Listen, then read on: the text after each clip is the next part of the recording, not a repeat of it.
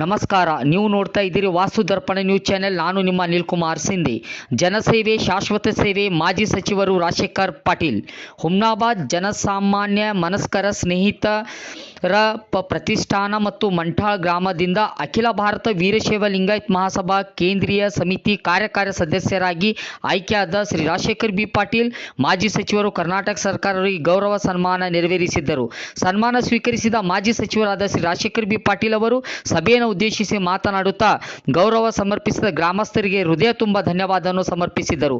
ಪಾಟೀಲ್ ಪರಿವಾರ ಹಿಂದಿನಿಂದಲೂ ನಿಮ್ಮ ಸೇವೆಯಲ್ಲಿದೆ, ನಿರಂತರವಾಗಿ ಮುಂದೆಯೂ ಕೂಡ ನಿಮ್ಮ ಸೇವೆಯಲ್ಲಿರುತ್ತದೆ ಎಂದು ನುಡಿದರು. ಅಧಿಕಾರ ಶಾಶ್ವತವಲ್ಲ, ಜನರ ಸೇವೆ ಶಾಶ್ವತ, ಜನರ ಮನಸ್ಸಿನಲ್ಲಿ ಉಳಿಯುತ್ತದೆ ಎಂದು ನುಡಿದರು.